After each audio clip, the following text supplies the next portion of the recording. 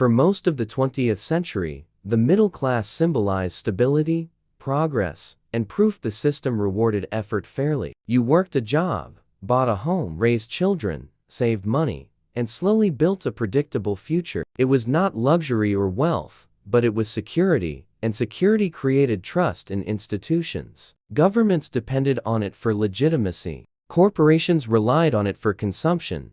Democracies survived because of it. But over time, something fundamental changed beneath the surface. Without headlines, speeches, or official announcements, the middle class did not collapse overnight through disaster, revolution, or war, but through gradual invisible pressure. Higher rent arrived quietly, followed by rising healthcare costs, education debt, insurance premiums, and daily expenses. Wages continued moving slowly, while everything necessary for stability began accelerating far beyond income growth. Each increase felt manageable alone, but together, they formed a system impossible to outrun through discipline. The modern middle class was not attacked directly, it was dissolved through mathematics, policy, and incentives. You are still allowed to work, still encouraged to consume, but no longer enabled to accumulate ownership. Participation replaced progress, survival replaced stability, and responsibility shifted downward without power following alongside it.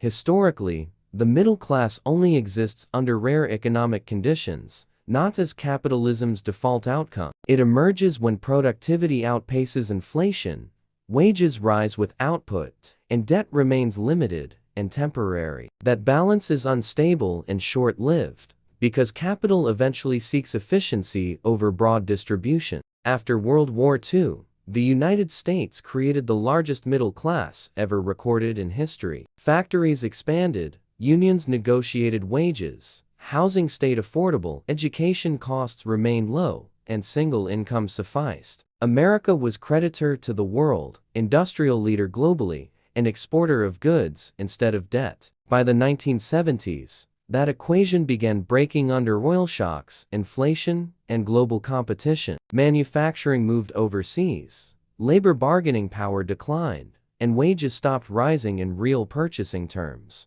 Productivity continued increasing, but workers no longer captured proportional gains from their expanding output. The value created did not disappear, it shifted upward into assets, equities, and financial instruments. That shift marked the first quiet rewrite, where labor stopped being security's path, ownership became mandatory. Housing reflects this transformation with brutal clarity, exposing the divergence between income and asset inflation. In the 1980s, homes cost roughly 3 times median income across most American cities. Today, many regions demand 6 to 10 times income, excluding millions from ownership entirely. Homes did not improve dramatically, money became cheaper, and excess liquidity flowed directly into assets. Low interest rates inflated prices. Banks expanded credit. Investors entered housing markets once reserved for families. Housing transformed from shelter into a financial instrument optimized for yield, leverage, and speculation. The middle class did not lose homes. It lost access to them entirely. Debt stepped in to preserve appearances, replacing savings with credit across every major life expense. Student loans substituted affordable education. Credit cards replaced emergency funds. Mortgages extended repayment decades longer. Time was stretched to maintain affordability illusions, while risk accumulated silently inside household balance sheets. This is how systems maintain stability optics while steadily degrading outcomes for participants. Healthcare followed the same trajectory, rising faster than wages while complexity and dependence increased. Insurance became mandatory, premiums climbed, deductibles expanded, and medical debt became common among workers. A middle class unable to absorb shocks is no longer middle class, merely a fragile workforce. Retirement changed quietly as pensions disappeared and responsibility transferred entirely to individuals. Market risk replaced guaranteed income, volatility replaced predictability, and longevity became a financial threat. You are told to invest wisely, plan carefully, and trust markets to provide future security. But the system you depend on grows increasingly unstable as your margin for error shrinks. This outcome is not accidental, temporary, or mismanaged. It is structurally designed. Modern economies no longer support broad ownership classes. They prioritize capital efficiency and concentration. When central banks inject liquidity, it flows first to institutions, then assets, lastly wages. Inflation rewards asset holders through appreciation, while eroding purchasing power for wage earners. This is why inequality expands during growth, because access determines outcomes, not participation. The middle class is not failing through laziness or ignorance, but through structural rule changes. Effort is still demanded. Discipline still preached, but effort cannot outrun mathematical imbalance. When essentials inflate faster than income, budgeting becomes irrelevant and sacrifice becomes permanent. When assets rise faster than savings,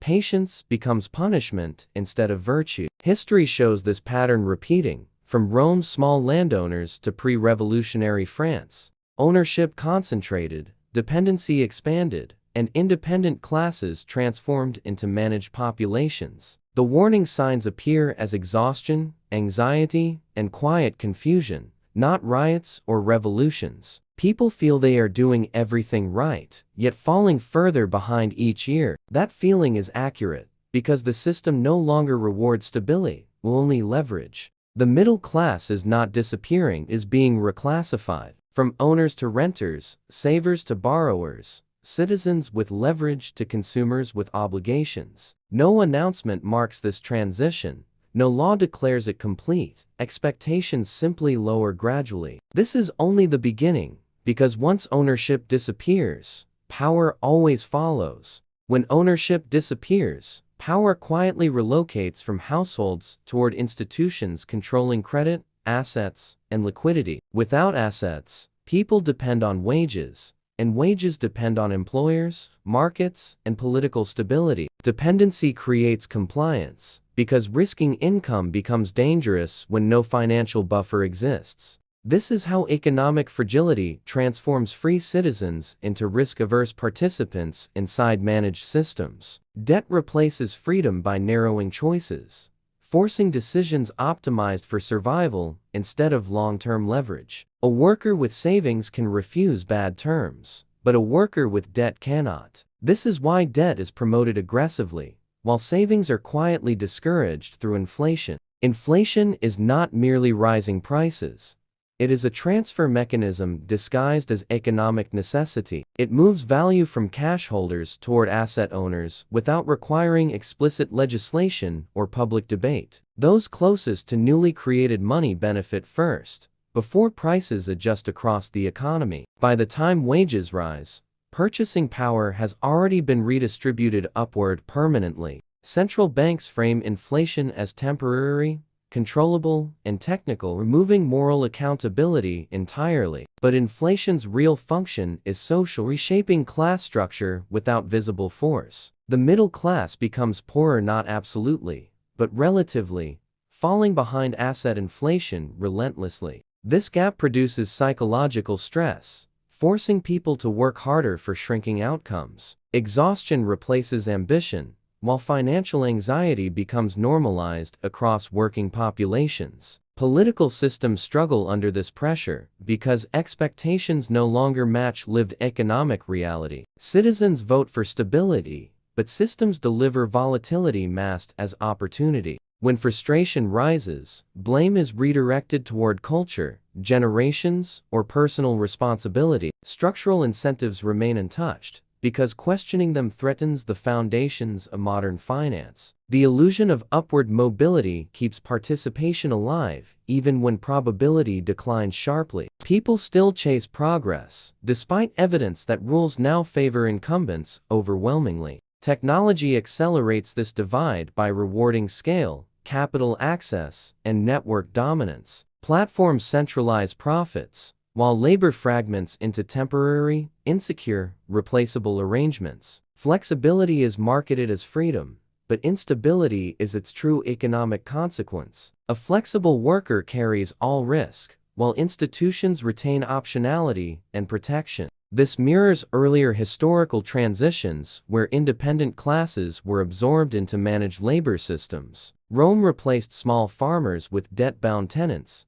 stabilizing elites while hollowing civic resilience. Modern economies repeat this pattern digitally, using contracts, subscriptions, and financial dependencies. Nothing breaks suddenly, because slow erosion avoids triggering collective resistance. Collapse is avoided, but stagnation becomes permanent for the majority. This is why growth headlines coexist with declining life satisfaction and rising household stress. The system is functioning as designed, just not for broad prosperity. Escaping this trap does not require panic, but clarity about incentives and constraints. Security now comes from optionality, not loyalty to any single institution. Diversified income, real assets, adaptable skills, and liquidity restore negotiating power. History shows survivors were not reckless, but flexible, skeptical, and prepared early. They avoided concentration, questioned permanence, and understood systems change faster than promises. The middle class was never guaranteed.